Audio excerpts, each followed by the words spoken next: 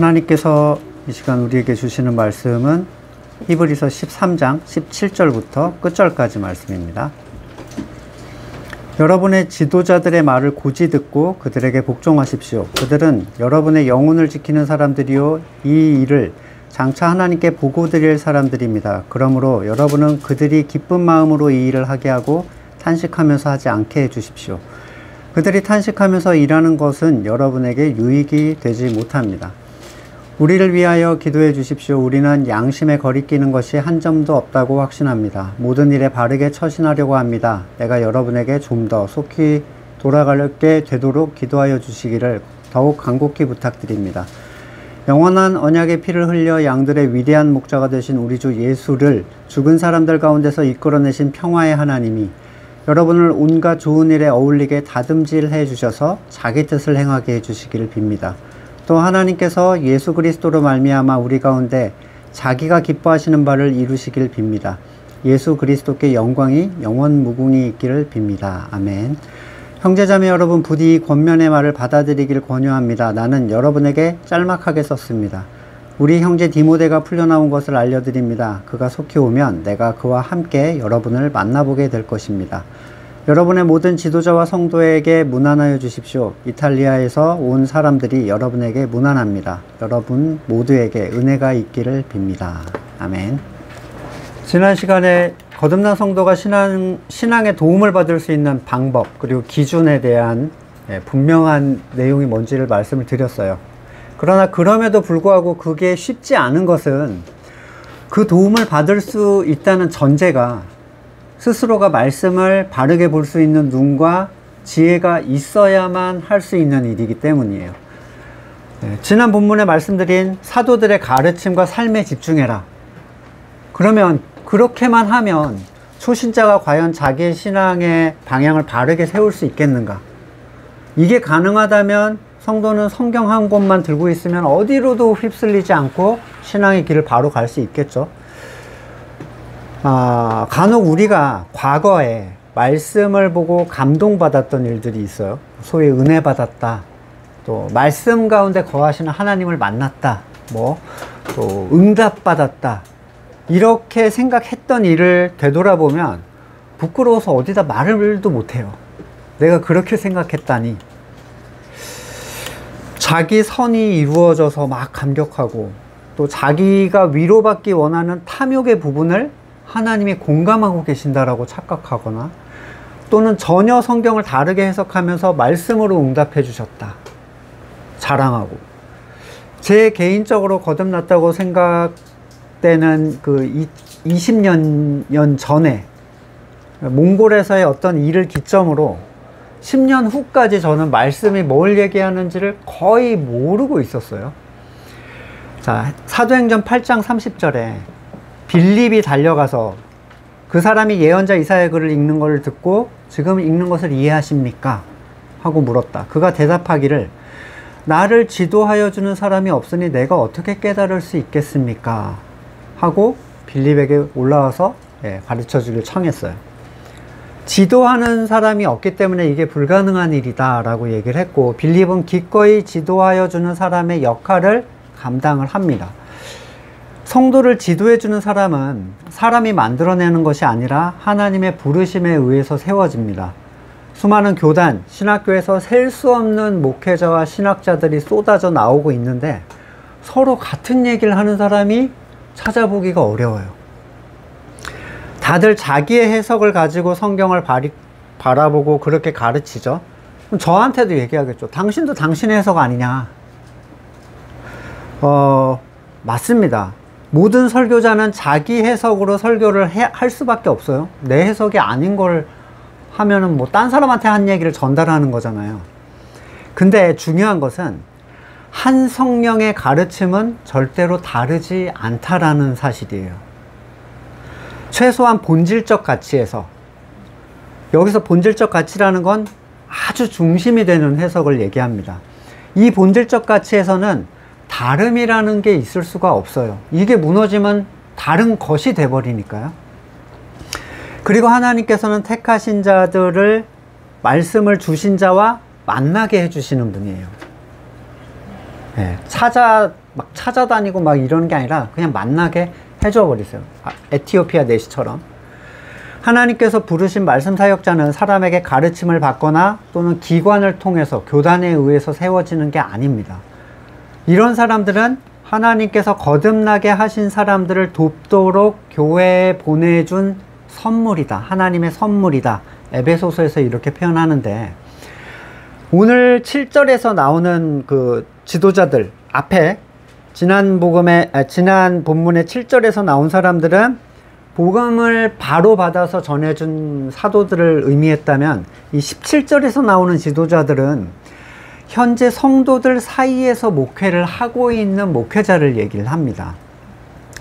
이 본문을 사실 목회자가 설교하기가 쉽지 않아요.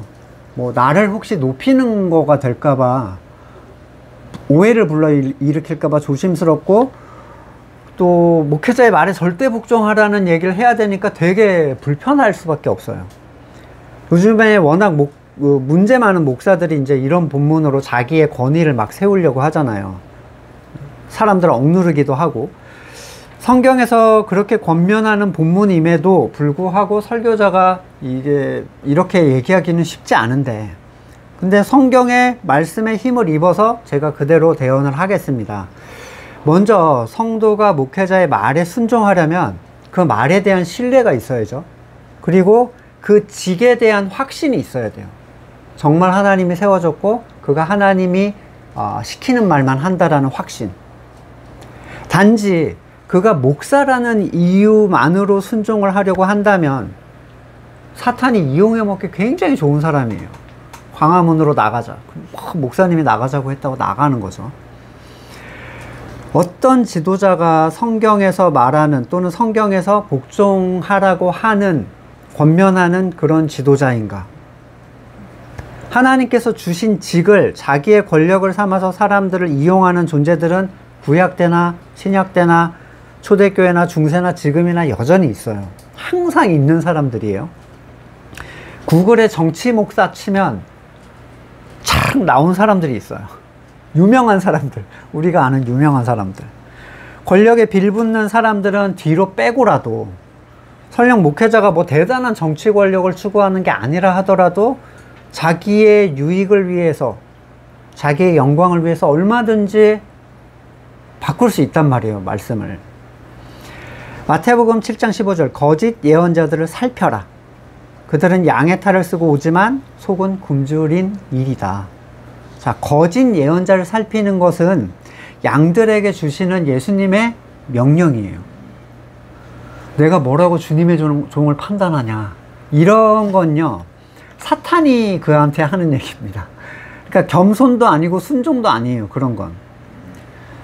너희는 그 열매를 보고 그들을 알아야 한다. 가시나무에서 어떻게 포도를 따며 엉겅퀴에서 어떻게 무화과를 따느냐. 자, 좋은 나무는 좋은 열매를, 나쁜 나무는 나쁜 열매를. 그러니까 반대 경우는 없다는 거예요. 좋은 나무가 나쁜 열매를 맺을 수가 없어요. 그리고 반대, 나쁜 나무가 좋은 열매를 맺을 수도 없어. 절대로 오차가 없다는 거예요.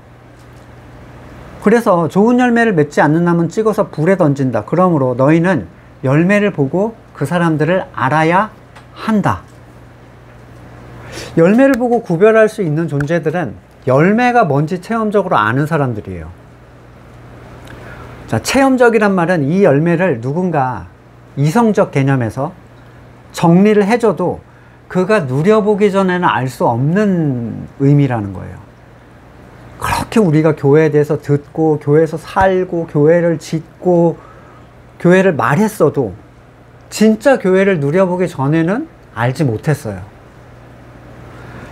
그렇게 거듭남, 하나님의 백성, 성도 입에 달고 있었어도 거듭나기 전에는 성도가 뭔지 알 수 없었어요. 남이 한 얘기를 듣고 말하는 건 증언이 아니죠. 증언은 항상 자기의 체험을 전제로 합니다. 목회자를 살피는 증거가 되는 좋은 열매란 하나님께서 성도에게 약속하신 일이 성도에게 진짜 일어나는가를 보는 거예요. 신명기 18장 18절에 동족 가운데 한 예언자를 일으켜서 내 말을 그의 입에 담아줄 것이다. 내가 명한 모든 걸 그에게 다 일러줄 것이다. 그가 내 힘으로 말할 때 내 말을 듣지 않는 사람은 벌을 줄 것이다. 또 내가 말하라고 하지 않은 것을 제 맘대로 내 이름으로 말하거나 다른 신의 이름으로 말한 예언자는 죽임을 당할 것이다. 근데 당신들 마음속에 그게 주님께서 하신 말씀인지 아닌지 어떻게 아느냐? 예언자가 주님의 이름으로 말한 것이 그대로 이루어지지 않으면 그 말은 주님께서 하신 말씀이 아닙니다. 그러니 당신들은 제멋대로 말하는 그런 예언자를 두려워하지 마십시오. 신명기 설교 때 이 본문을 설명드린 바 있는데, 뭐 점쟁이처럼 동쪽으로 가면 귀인을 만난다, 뭐 여름 8월에 물조심을 해야 된다, 이런 게 아니에요. 또는 사탄도 똑같이 따라할 수 있는 것도 제외가 됩니다. 주님의 말씀을 확인해야 되는데 사탄도 할 수 있는 거야. 그거는 불가능한 거죠. 그렇게는 구별할 수가 없어요. 사탄이 절대 할 수 없는 일이 있어요. 절대로 할 수 없어. 이거는 그가 하나님의 주권을 인정하고 자기 의를 내려놓게 하는 일은 절대로 할 수 없어요. 사탄은 자기 자신이 거부했던 거고 자기 자신의 본질이에요. 근데 자기 소유가 하나님에 속한 일을 하게 만들어. 그거는 불가능한 일이죠. 상식적으로 생각해도. 그리스도의 피값으로 얻게 된 가치를 어떻게 사람에게 그가 행하게 하겠습니까? 사탄이. 진짜 말씀을 받은 사역자와 설교가라면 당연히 이 사역의 결과가 삶 가운데 일어나야 돼요. 마태복음 11장 3절, 오실 그분이 당신이십니까? 아니면 우리가 다른 분을 기다려야 합니까? 그들에게 말씀하셨어요. 요한에게 알려라. 눈먼 사람이 보고 다리를 저는 사람이 걸으며 나병 환자가 깨끗해지고 듣지 못한 사람이 들으며 죽은 사람이 살아나며 가난한 사람이 복음을 듣는다. 나에게 걸려 넘어지지 않는 사람은 복이 있다. 사역자의 올바른 사역자를 우리가 보통 세상이 찾으려고 할 때 사람이 많이 모이거나 원하는 소원이 그가 말한 또는 기도한 대로 이루어지는 것, 이건요 하나님이 약속하신 열매와 상관이 없습니다. 언약의 열매를 아는 존재가 나쁜 열매만 계속 맺고 있는 곳에 묶여 있을 이유가 전혀 없죠. 여러분의 사역자를 통해서 성경에서 예수님이 하신 그 일, 그 사역, 그 약속, 그것을 여러분이 성취로 맛보게 되고 그것을 보는 사람들과 함께 연합하게 되고 그의 선포가 성경에 있는 것을 그대로, 사도들의 복음을 그대로 말하고 있다는 체험적인 확신을 갖는다면 그가 권하는 신앙적 권면을 따르는 것은 성도 자신에게 아주 큰 유익이 됩니다. 그러니까 이런 확신과 체험이 없는데 그냥 목사님 말씀에 순종해야 돼, 이런 건 있을 수 없다는 거예요. 내게 사역자에 대한 체험적 확신이 없는데 어떻게 그 말을 신뢰를 하겠습니까? 그런 분들은 기다리실 필요가 있어요. 저 목사의 말이 진짜 성경에서 하고 있고 하고 있는 얘기고 그 일이 나한테 이루어지는지 기다리실 필요가 있어요. 무조건 복종하라는 얘기가 아닙니다. 이전에 우리 공동체와 함께 하셨던 분들 중에 나가신 분들의 대부분이 제 권면을 받아들이지 않으셨어요. 성경적 권면이었죠. 제가 뭐 일시키고 뭐 이런 사람 아니잖아요. 사역자의 권면을 서운해하거나 기분 나쁘게 생각하고 어느 부분에서는 자신이 더 옳다고 여기면 그 공동체가 하나가 될 수가 없습니다. 이게 심각한 문제예요. 목회자를 신뢰할 수 없다면 함께 있는 게 무의미해요. 자, 운전자를 신뢰할 수 없고 요리사를 신뢰할 수 없고 의사를 신뢰할 수 없다면 거길 왜 가겠습니까? 성도는 한 말씀을 먹고 함께 소화하는 존재라고 성경이 얘기하고 있어요. 고린도전서 10장 17절에 빵이 하나이므로 우리가 여럿일지라도 한 몸입니다. 그것은 우리가 모두 그 한 덩이 빵을 함께 나눠 먹기 때문입니다. 이게 교회죠. 근데 나는 네가 주는 빵은 못 먹겠어. 같이 있을 수가 없는 거예요. 그래서 우리는 그리스도의 화목제물의 제단에 함께 참여하는 자격이 있는 사람들이라고 얘기했잖아요. 한 말씀에 대한 중요성과 신뢰는 아무리 강조해도 지나치지가 않습니다. 에베소서 4장 7절, 그러나 하나님께서는 우리 각 사람에게 그리스도께서 나누어 주시는 선물의 분량을 따라 은혜를 주셨는데 이 선물이 뭐냐면 11절에 어떤 사람은 사도로, 예언자, 복음전도자, 목사와 교사로 삼으셨습니다. 왜냐하면 그것은 성도를 준비시켜서 봉사일을 하게 하고 그리스도의 몸을, 교회를 바르게 세우게 하려는 것입니다. 자, 성도를 준비시키고 봉사일을 하게 하는 건 뭐 직분을 만들고 교회 일을 처리하라고 주는 그런 게 아니에요. 말씀을 바르게 전함으로써 머리를 통해서 그가 자기의 자리에 합당한 지체의 자리를 감당하도록 만드는 게 이 말씀 선포의 목적이에요. 결국 교회 연합은 목회자를 통해서 선포되는 말씀이 성도들에게 하나로 소화될 때 분명해집니다.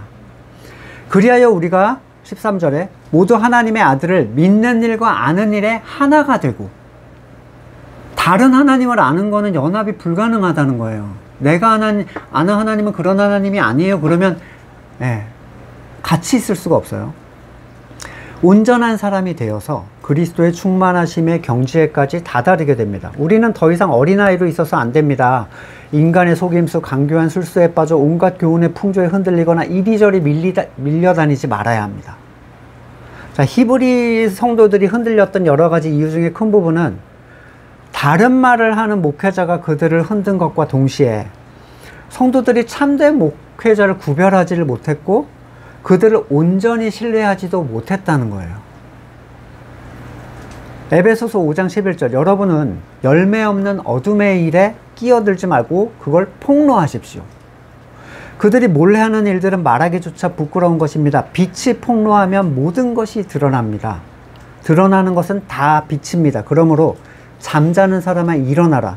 죽은 사람 가운데 일어서라. 그리스도께서 너를 환히 비춰주실 것이다. 자, 열매로 참된 사역자를 분별할 수 있듯이 우리는 열매 없는 일에 참여해서는 안 돼요. 어두운데 쪼그리고 앉아가지고 나뭇잎 치마를 같이 만들면서 나는 얘네랑 같은 팀이 아니야 이러고 있으면 안 된다는 거예요. 사람이 만들어 놓은 종교 행위, 손으로 만들어진 교회를 지탱하기 위한 율법의 행위에 참여하는 것은 죽은 자의 일에 참여하는 겁니다.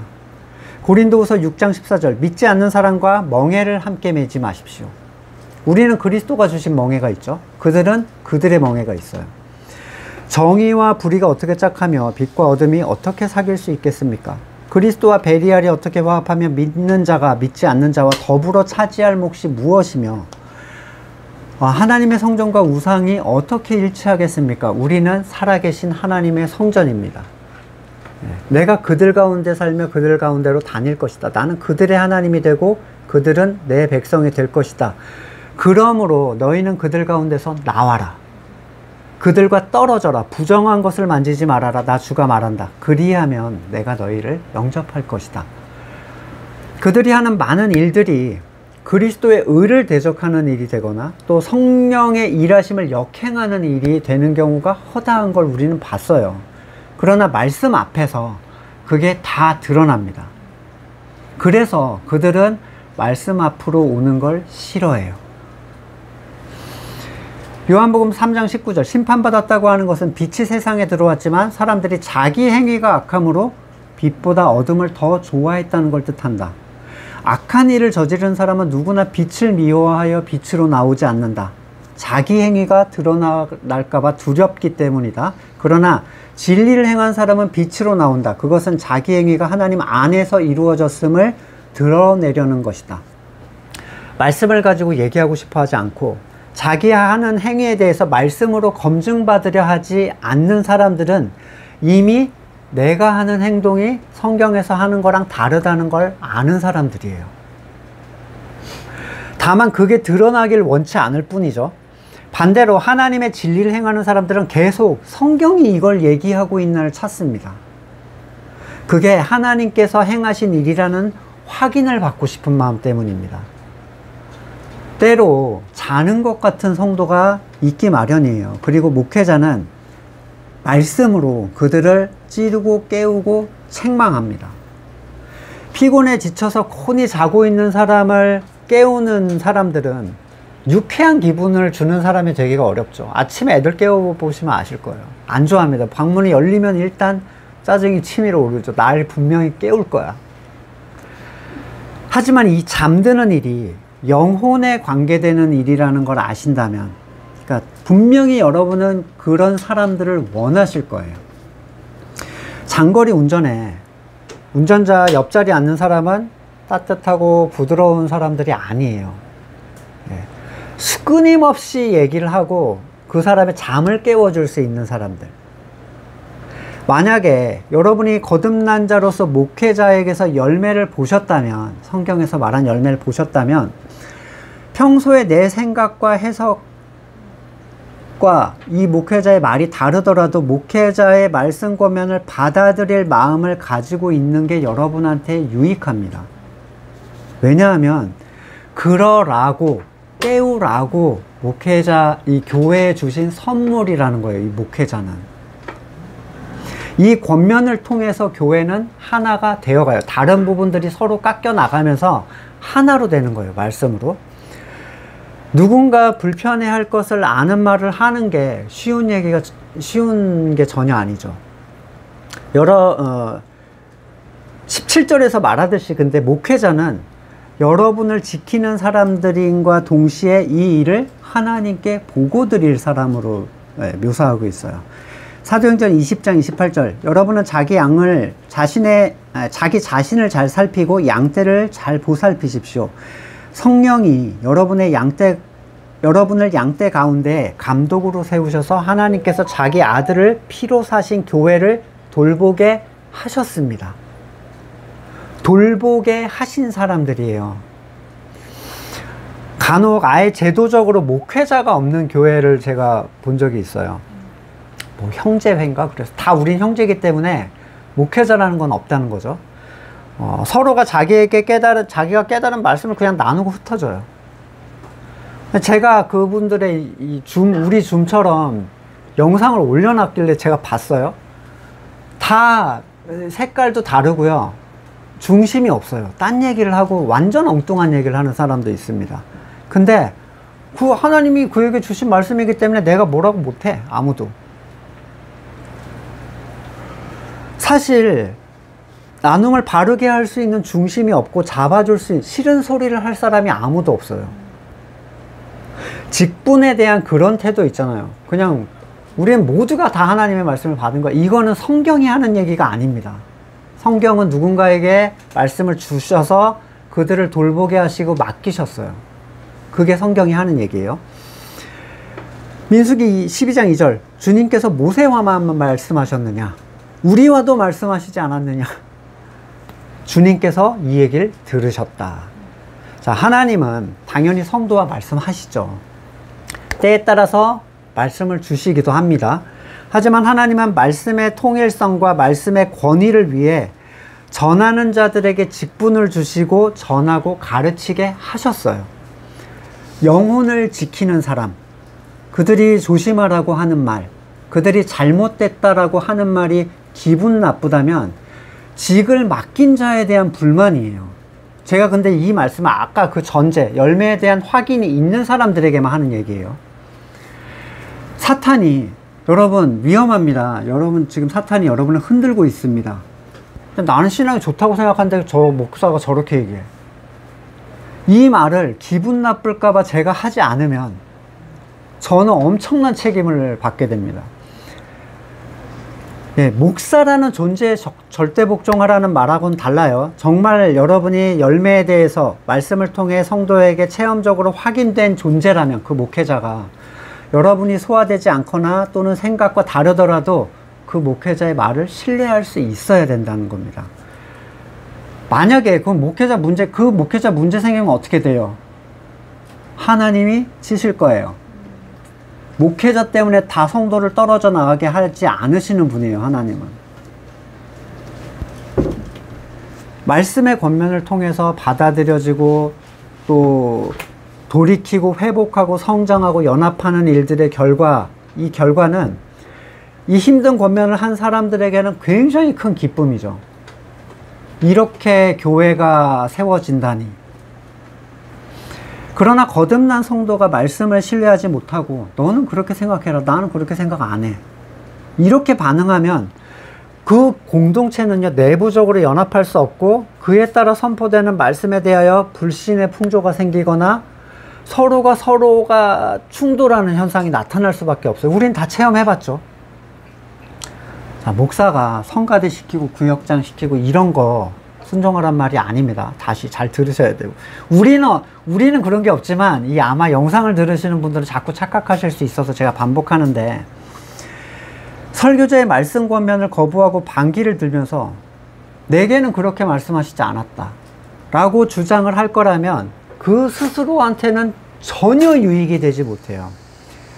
나가신 분들은 어디서 어떤 공동체를 만나서 어떤 신앙생활을 하고 계시는지 제가 전혀 알지 못하지만 그런 태도 자체로는 어디 가서도 적응하지 못할 거예요. 그분들은 좋은 공동체를 만약에 만난다 하더라도 그분을 통해서 그 공동체는 큰 어려움을 겪게 될 겁니다.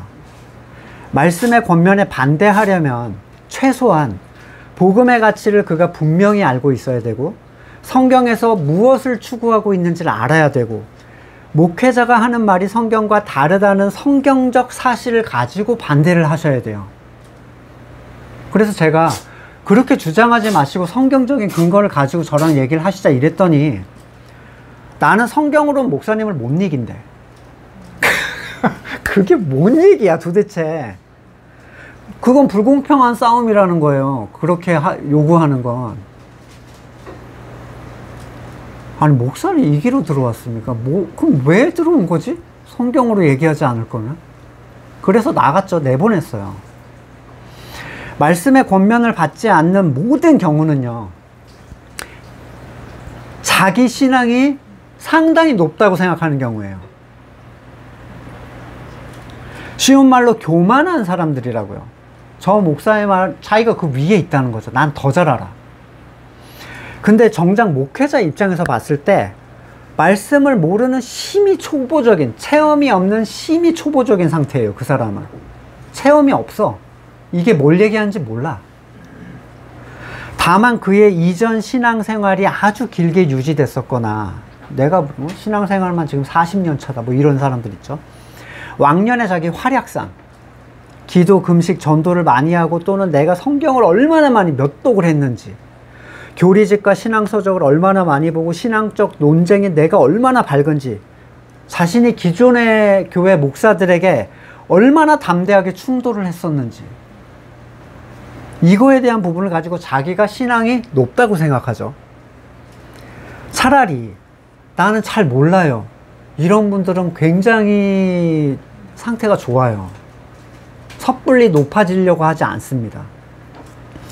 권면을 되게 잘 받아들여요, 그런 분들은. 근데 여기저기를 찾아다녔다는 분들은 대부분 이 목회자나 이 그 공동체를 평가하려고 하는 자리에 딱 가 있어요.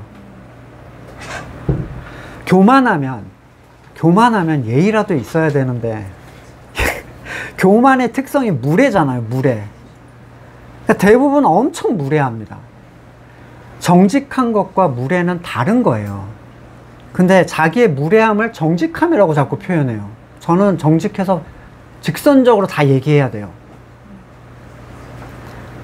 얼마든지 여러분 예의 바르게 직선적으로 얘기할 수 있어요.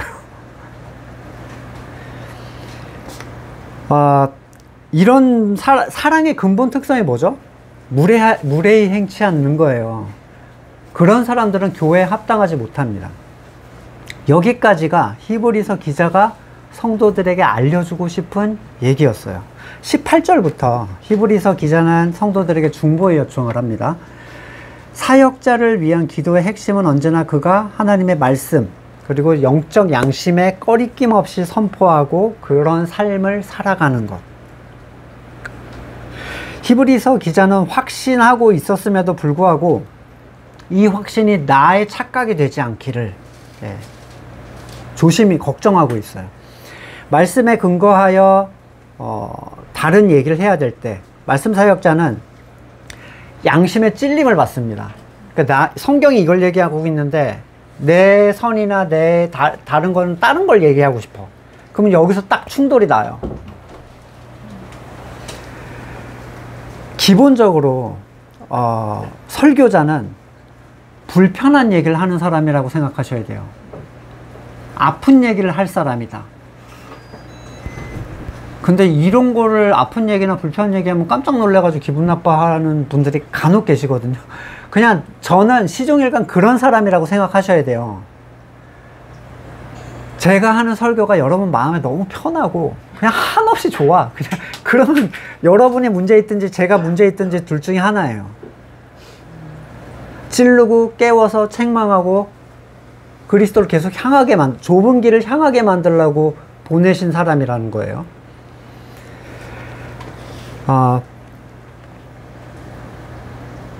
살아있는 영적인 양심은 반드시 말씀을 통해서 찔림을 받습니다. 하나님이 우리를 사랑하신다. 이거 우리 엄청 찔려야 돼요. 그쵸? 나 같은 게 뭐라고. 그쵸?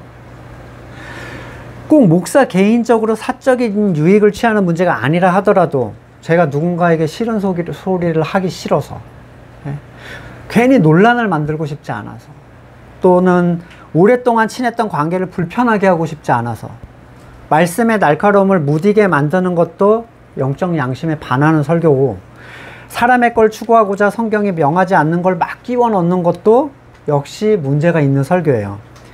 말씀을 맡기신 이들에 대한 책임은 하나님께서 더 심하게 물으신다고 성경이 얘기하죠. 누가복음 12장 40절에 너희도 준비하고 있어라. 생각지도 않은 때 인자가 올 것이다. 우리에게 하시는 말씀입니까? 베드로가 물었더니 누가 신실하고 슬기로운 청직이겠느냐. 주인이 그에게 자신의 종들을 맡기고 제때의 양식을 내주라고 시키면 그는 어떻게 해야 되겠느냐. 주인이 돌아와서 볼 때 그 종이 그렇게 하고 있으면 그 종은 복이 있다. 마태복음 25장 19절 달란트 비유에서 이래요. 오랜 뒤에 종들의 주인이 돌아와서 그들과 셈을 하게 되었다. 말씀을 맡는다는 건요, 말씀 맡으신 분하고 셈하는 자리로 가야 된다는 거예요. 언젠가 제가 중요한 것을 맡은 만큼 책임이 엄청나게 커요.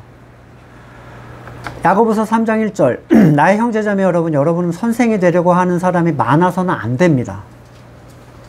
여러분이 아는 대로 가르치는 사람인 우리가 더 큰 심판을 받게 될 것입니다.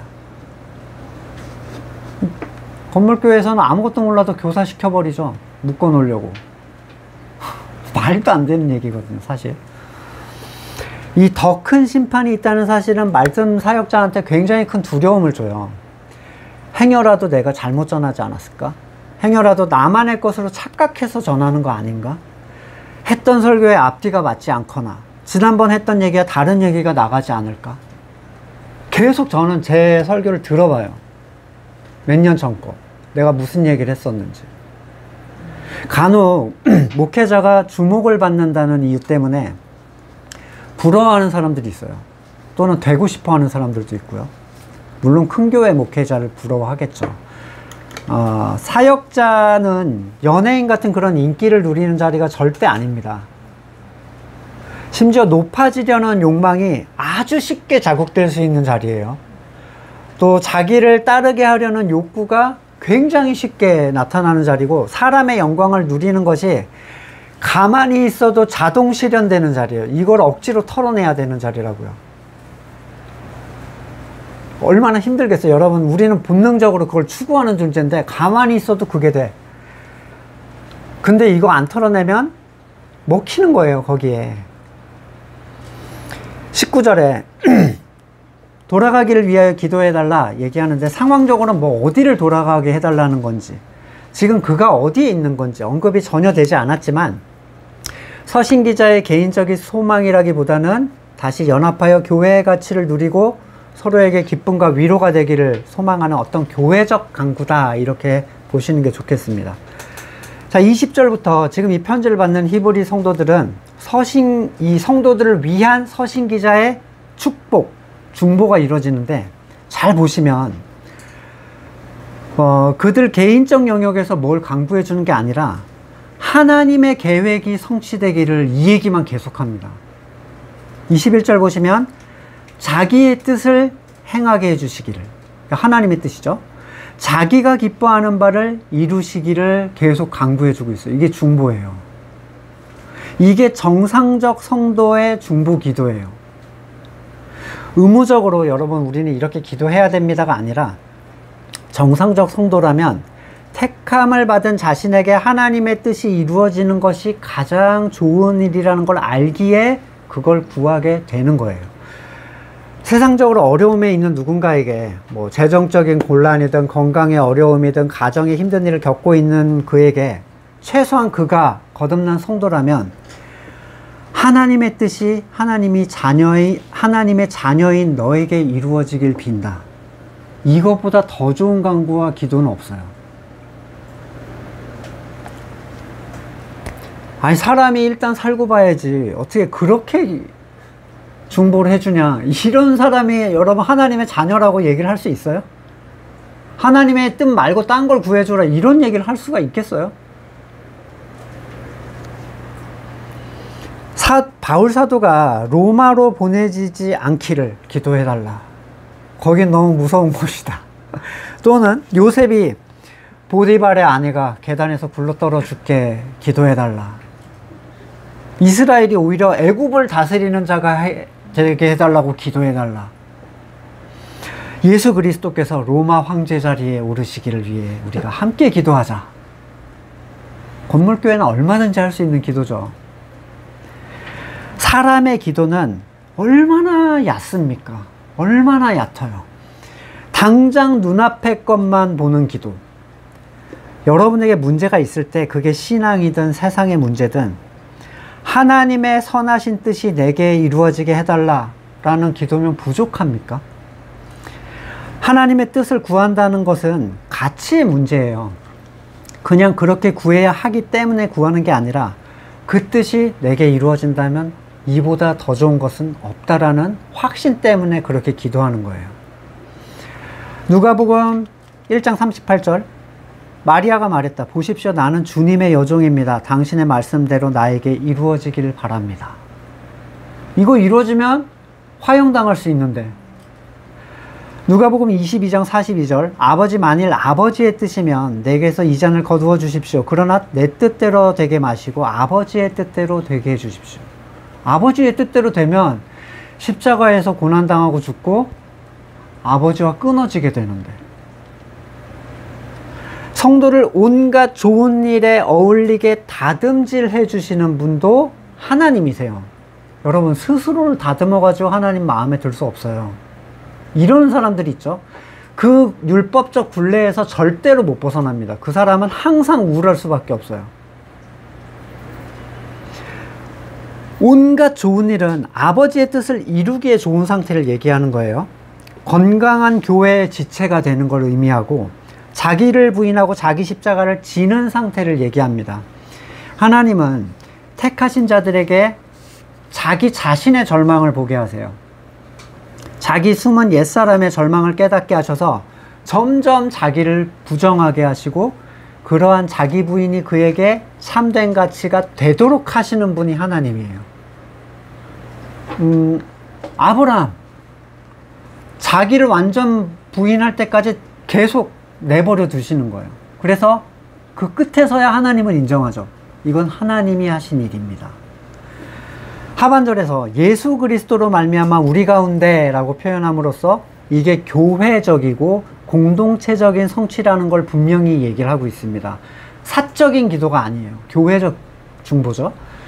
오랜 시간 혼자 신앙생활을 해오던 사람들에게 이 공동체적 개념은 사실 굉장히 어색해요. 근데 공동체가 누군지도 모르는데 자꾸 공동체적 기도를 얘기하니까 그냥 아예 나를 위한 기도 이렇게 끊어버려요. 우리가 되게 오래 거기에 길이 들어있었죠. 혼자 하나님과 나와의 관계만 생각하는 신앙생활. 기도에서 나를 이렇게 저렇게 해주시길 맨날 그렇게 기도하죠. 나도 모르게 그렇게 하고 있어. 전체와 분리시켜서 뭔가 간구하는 경향들이 있는데 하지만 하나님은 교회된 자를 하나님의 뜻대로 만들어 가시는 분입니다. 교회가 되지 못했거나 교회에 대한 소망이 없는 사람들에게 이 공동체적 간구가 참된 의미를 발할 수 있겠는가?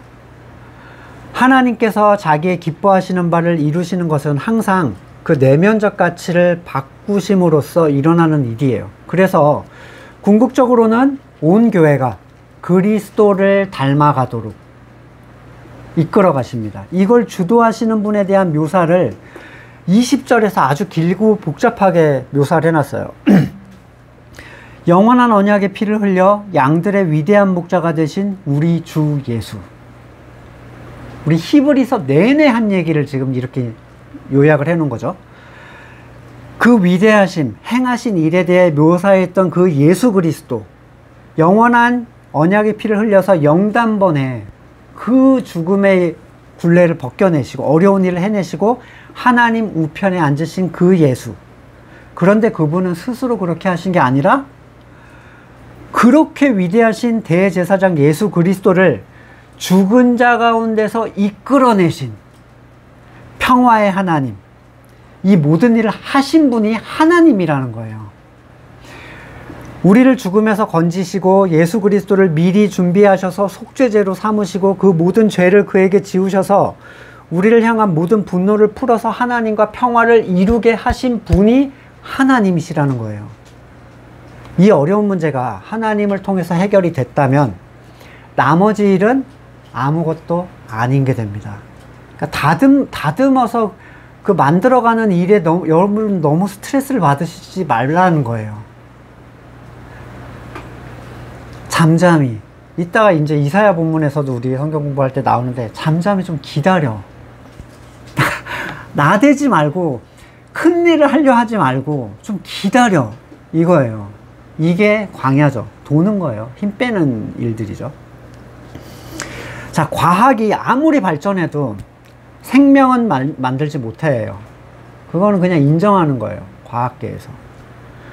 죽은 자였던 우리에게 생명을 주시는 일을 계획부터 성취까지 완성하신 분이 하나님이시고 그것이 하나님의 선하신 뜻이라면 우리가 그리스도를 따라 교회로 온전히 세워져 가는 일은 이건 완성내의 끝단계에서 그냥 당연히 될 일이라는 거예요. 때로 거듭난 성도들이 자기 모습에 만족하지 못해서 하나님 앞에서 담대함을 잃고 그로 인해서 그리스도께 나아가지 못하는 일이 종종 발생을 합니다. 흔히 또는 많이 발생을 하죠.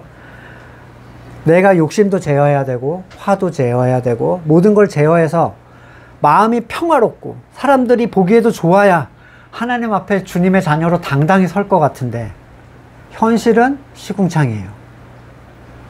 이 사람들의 문제점은 자기가 그 일을 하려고 한다는 거예요. 심지어 교회 밖으로 떨어져 나가서 나는 교회에도 갈 수 없는 존재야.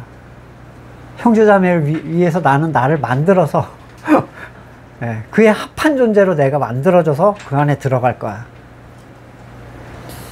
그런 사람들은 아직 절망을 맛볼 시간이 아직 많이 남았습니다. 네. 우리를 바꾸시는 분은 그리스도예요.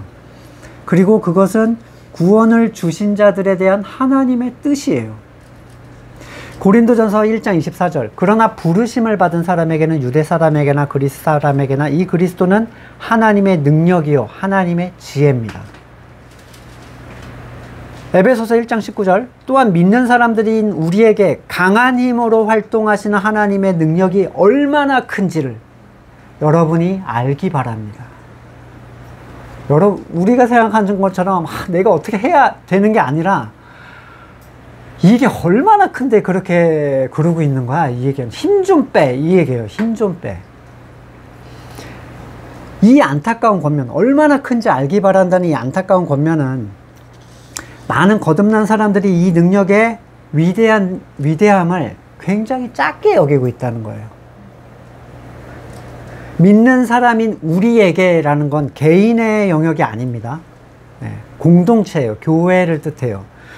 교회에 온전히 붙어있는 것이 무엇인지도 모른 채 자기 혼자 분리된 존재로서 자신이 결국 하나님 마음에 드는 존재가 되어야 하나님께 나올 수 있다라고 생각을 해서 나뭇잎 치마를 또 만들고 있어요. 거듭났는데.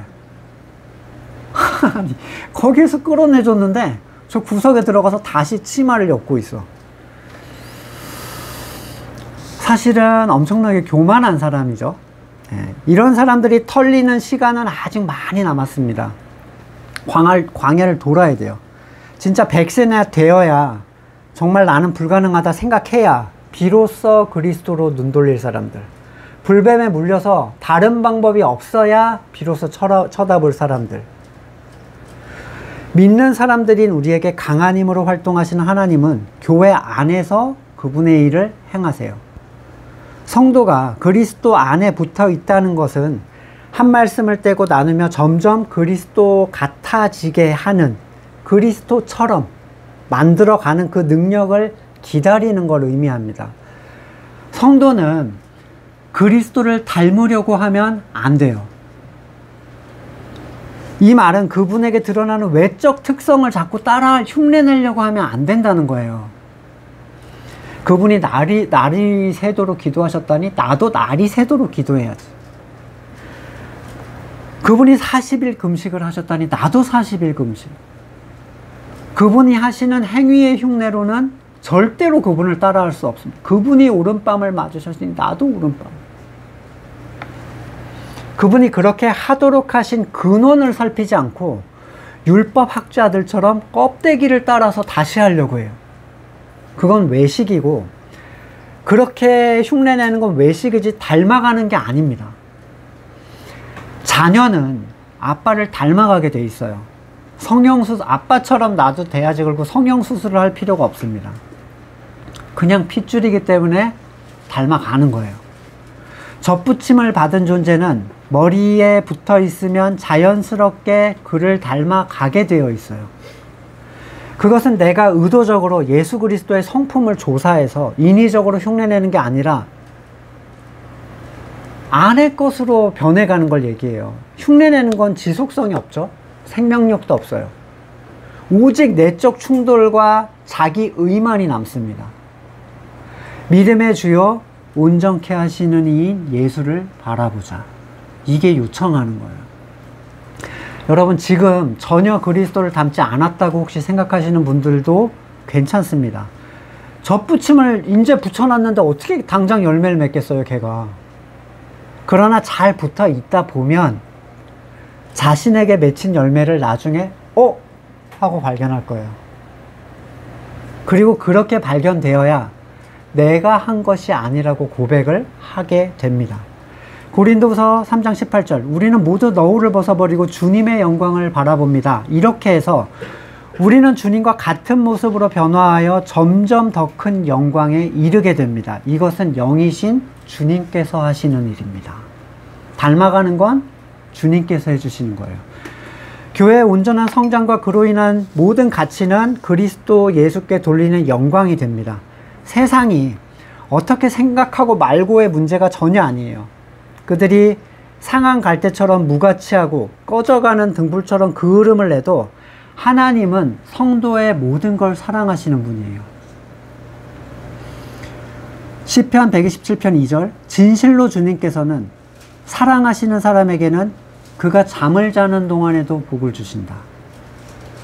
시편 160편 15절, 성도들의 죽음조차도 주님께서는 소중히 여기신다.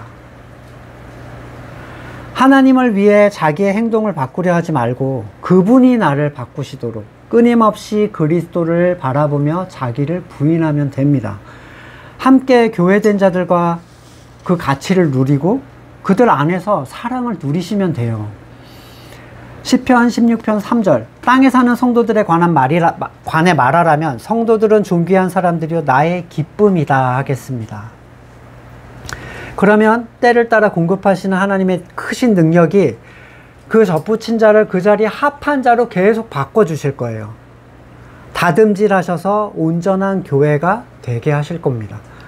22절부터 마지막 권면을 하고 있어요. 부디 이 권면의 말을 받아들이기를. 짤막하게 썼다는데 서신서 중에는 이 로마서 다음에 긴 서신이거든요. 우리가 사실 이 히브리서를 제대로 한번 읽기가 쉽지 않았을 텐데 보내는 입장에서는 아마 엄청 요약해서 쓴 것 같아요. 너무너무 요약해서 썼고 요즘 같으면 좀 더 자세하게 써줘도 좋을 뻔했는데 라는 생각이 저는 드는데 하나님의 뜻이 잘 담겨 있기에는 충분하다고 생각이 됩니다. 그는 디모데를 잘 아는 사이였고요. 디모데의 추록 소식과 함께 자신이 디모데와 함께 수신자들을 만나게 될 것이다. 이렇게 예고를 하고 있어요. 모든 성도들에게 문안을 한 뒤에 은혜를 간구하면서 이 히브리서를 마치고 있습니다. 로마서에 이어서 히브리서를 나누면서 개인적으로는 그동안 깊이 들여다보지 못했던 이 귀한 가치들을 많이 발견할 수 있는 시간이었고요. 당시 히브리 교인들의 이 고민, 배교, 그리고 그 대부분의 문제들이 그리스도를 바로 알지 못해서 생긴 문제라는 것들, 믿음의 참된 의미, 그리고 이끌어 가시는 하나님의 주권, 그럼에도 불구하고 그 소중한 가치를 성도가 소홀히 여길 때 성도들이 받게 될 책망과 비참한 결말, 성도들의 신앙의 방향을 잡아주는 기준과 성도를 위한 참된 중보가 무엇인지 여러 가지를 함께 묵상하면서 같이 기도하겠습니다. 기도하고 제가 기도하고 마치겠습니다. 우리를 채우시는 그리스도의 풍성하고 무궁한 가치를 우리가 함께 누리기를 원합니다. 만물을 충만케 하시는 그 주님의 충만함이 교회 가운데 있음을 고백합니다. 참된 교회가 됨으로써 주님이 오실 그날까지 끊임없이 예수를 닮아가는 우리가 되도록 우리를 이끌어 주시옵소서. 이제는 우리 구주 예수 그리스도의 은혜와 하나님의 사랑과 성령의 교제케 하심이 한 말씀으로 온전히 하나 되기를 간절히 소망하는 우리 성도들과 그의 삶의 자리 가운데 이제로부터 영원까지 함께 하시기를 간절히 축원드립니다. 아멘.